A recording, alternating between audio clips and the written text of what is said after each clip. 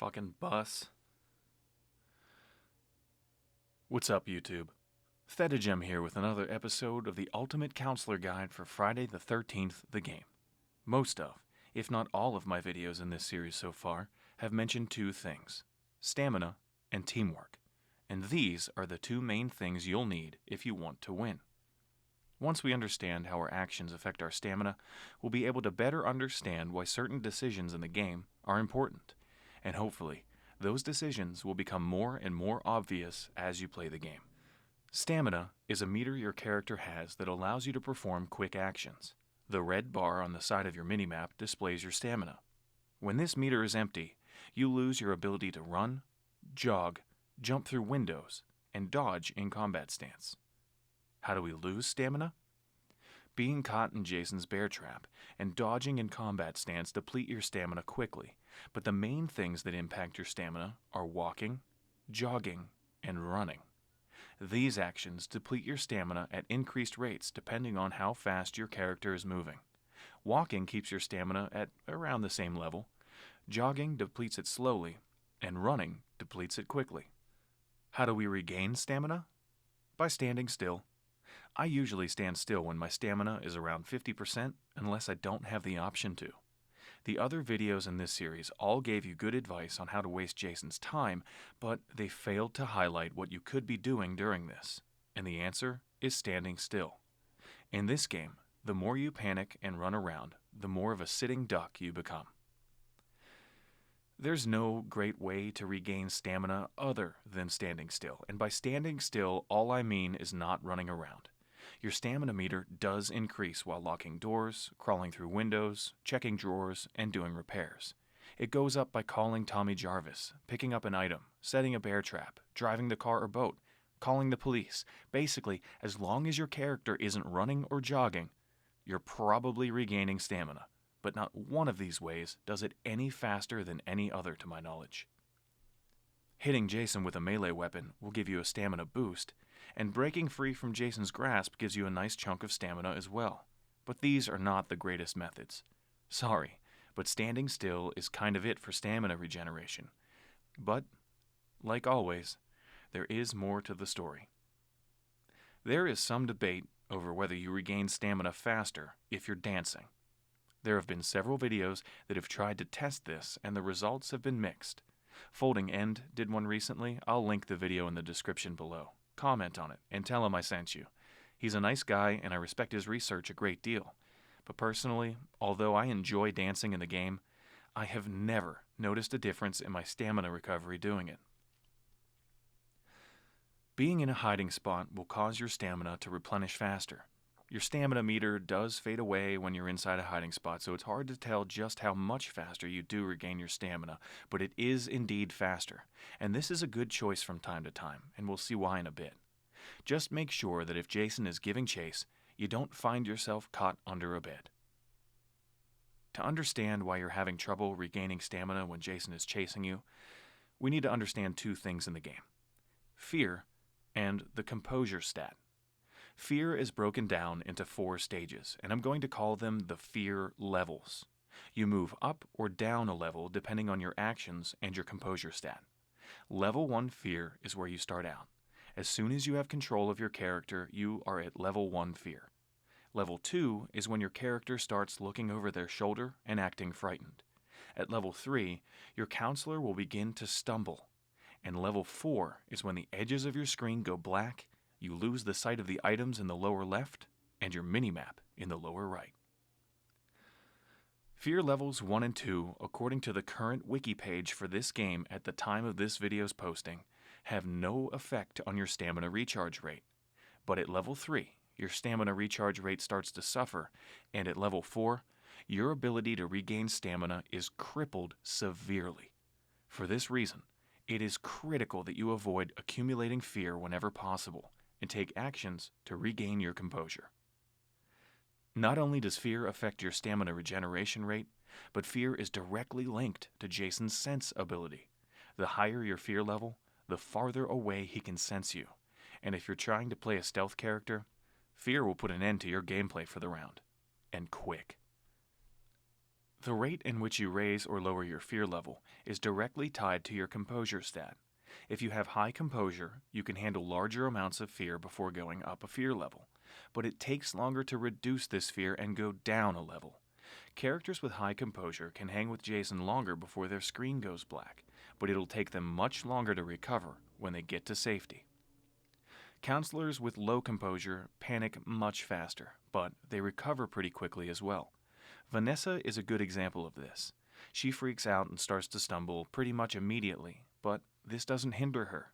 Her speed and stamina allow her to escape really easily, and when she does, she'll recover in no time. The composure stat isn't a positive or negative for any counselor. It's simply a thing that exists that you should be aware of. If you play your counselor the way they are best built to be played, composure should be no problem. But you should be aware of your fear level and make decisions to lower your fear when possible. So, how do we regain our composure? How do we make our fear level decrease? Here are the things that reduce fear. Staying away from Jason. Huge surprise. Keeping your flashlight on. Staying in well-lit areas. This means cabins with the lights on, under the street lamps, next to the campfires or fireplaces. Being with another counselor can reduce your fear. Holding a weapon. Barricading the doors to the cabin you're in, and getting into a hiding spot. These things can all reduce your fear, and they stack too. For example, being in a well-lit cabin with a locked door, holding a weapon next to the fireplace will decrease your fear faster than if the fireplace wasn't there. But the things that increase your fear will impact this as well. For example, hiding spots can reduce your fear, but only if you're in a well-lit area. Being in the dark, even if you're in a hiding spot, will increase your fear. There's no secret formula, just make sure you're making good decisions for yourself and the team, and your fear will stay in check. You experience fear when you do any of the following. Experience enough fear, and your fear level will increase. Hearing Jason's music. This means he's around, and the louder his music is, the closer he is to you. And I believe your fear increases based on his proximity. Strangely enough, if he uses stock and you don't hear his music at all, your fear is still increasing if he's around. This might be a bug, or it could be intended. I'm not sure.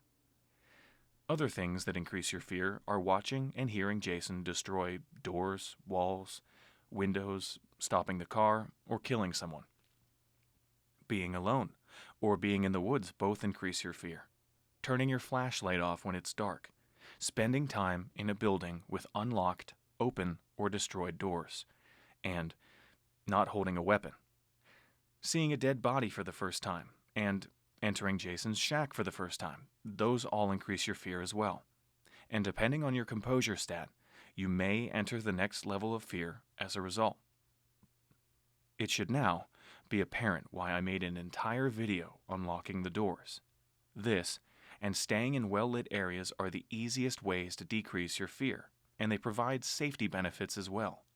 If the cabin is well lit, the door is locked, you're holding a weapon, and Jason is after you, not only are you providing yourself with plenty of time to stand still and regain your stamina, but you're putting yourself in positions to keep your fear in check.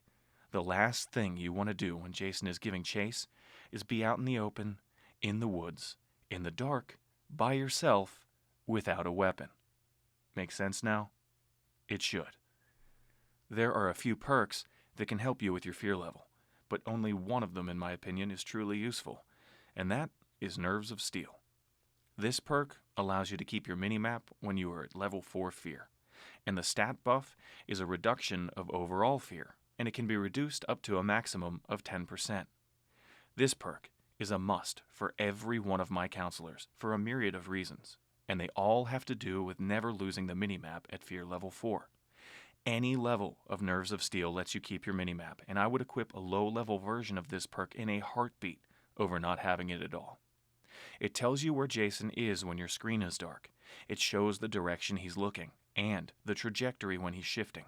It helps you drive the car. This perk is irreplaceable for me. You may come to like it too. Give it a shot. That fear reduction is a nice bonus as well. Another perk that reduces fear is Preparedness. This perk starts you with a map and also has a main stat of an overall fear reduction with a max of 10%. I don't like this perk. Maps are everywhere. But fun fact, if you have both of these perks with a fear reduction at 10%, you can equip them on Jenny Myers, and she will never move up from level 1 fear, no matter what happens. It's a fun way to play that character, but sadly, she's the only counselor in the game I know of where that happens. Ice Cold is another perk that makes you experience less fear when you see a dead body. This perk is right up there with the most useless in the entire game. I once heard there's an entire Reddit page dedicated to how utterly shit this perk is, so don't use it. Here are a few tips I can tell you about keeping your fear level down. I previously mentioned recuperating stamina in hiding spots. If the lights are on, do that. When running from one camp to another, consider using the trails. Some of them include outhouses you can jump into to regain some stam, and they're usually under a lamp. Oh yeah, and you make less noise on the trails too. Win-win, right? When you enter a cabin, do yourself a favor. Lock the doors, grab a weapon, and maybe stand by the fireplace for a bit. And most of all, and here's one some players won't have thought of, don't be afraid to be the one to turn the lights back on if you find a downed power box. I'm a big advocate of letting the repair characters repair, especially if one is around. But anyone can repair, and if the power box doesn't have a trap on it, you should fix it immediately no matter what your character is, as long as Jason isn't around. If the box isn't trapped, then Jason isn't overly concerned if you turn the power back on in that camp. Mistakes made during the skill checks when repairing a power box sound the same to Jason as the errors installing a car battery. If the box isn't trapped, fix the power, even if you make a mistake, or 5, or 10.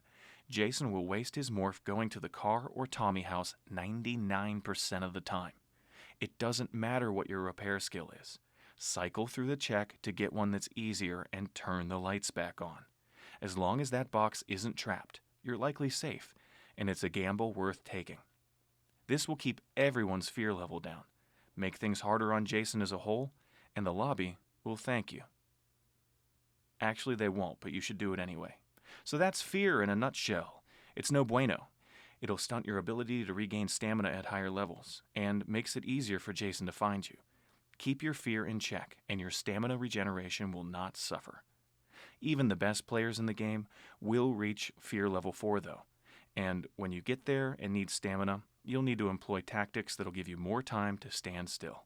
And I'll get to that eventually, I promise. I hope you enjoyed today's video.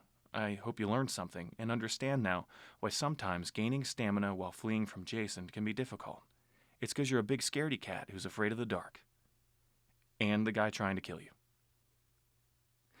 That's it for now, you guys. Thanks for watching. And if you found this useful, let me know in the comments below. Stay safe out there, you guys. Cheers, and happy Friday.